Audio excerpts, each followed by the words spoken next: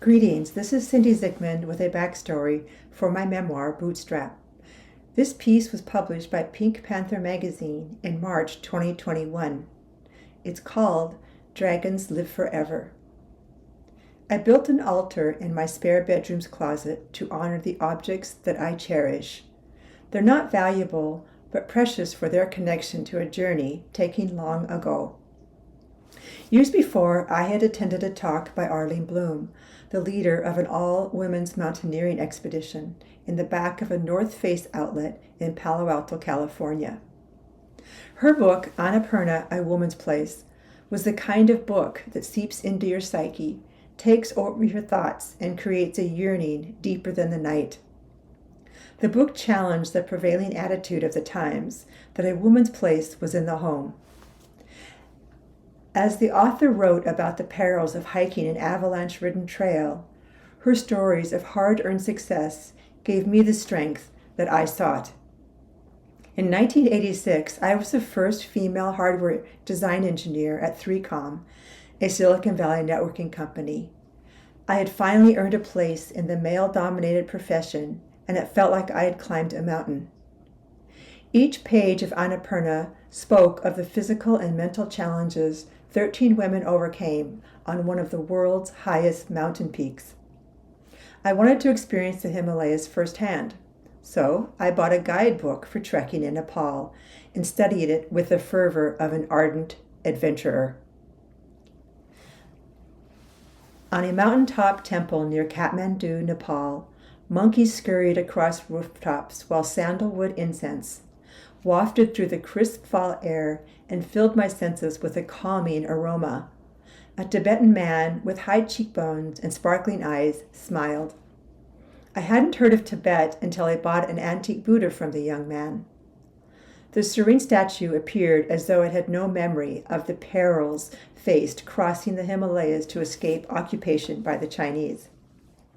I could fit the statue in the palm of my hand, wrap my cold fingers around it, and feel the contours of its robe. It may not have been right to own an heirloom from a culture in jeopardy, but I didn't think about that. I only thought what a fine companion this Buddha would make. On my altar, next to the small Buddha, rests my father's folding coin purse. When I turned 5, I worked in his television shop, sorting coins from his cash register, which was a yellow cigar box. After watching Walter Cronkite at night, he listened to my prayers and tucked me in at night. When he died, I was 8, an age that doesn't understand the finality of death or grief or the genesis of endless sadness. I found his folding coin purse containing his unspent change in the front pocket of his pants after he died. Objects last longer than people, and decades later, I found a place on my altar for his coin purse to rest. Clutching it reminds me of the hours we spent together sorting the day's proceeds. After returning from Nepal, I volunteered for the Tibetan Resettlement Project and helped 3 refugees immigrate to the United States. It wasn't out of altruism, but more of a desire to fill my emptiness by helping others in need. One 40-year-old refugee named Angmo was a carpet maker. She wove wool into auspicious symbols like dragons, lotus flowers, and snow leopards, talismans that protect the soul against intruders. Each passing of Angmo's deft hands across the loom transferred a design from her mind's eye onto the beckoning strands.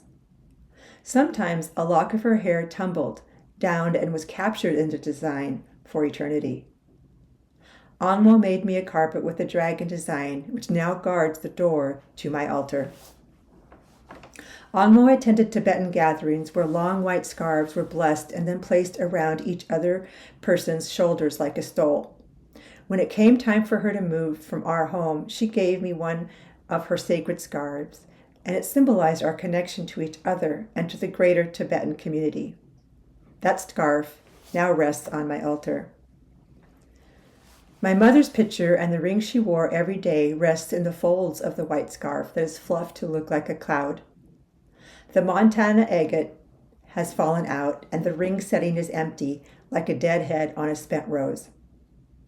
When my mother died, I was a sophomore in high school. We were not close in the way that some girls tell their mothers about boys and such, but we were bonded by our love for the Rocky Mountains. We hiked for hours, lost in thought, chewing on wild mint and fiddling with snake's grass. Her departure brought me unrest like the tumbleweeds that rolled across the prairie land of Montana. I always felt sorry for the solitary bushes forced to detach from their roots too soon.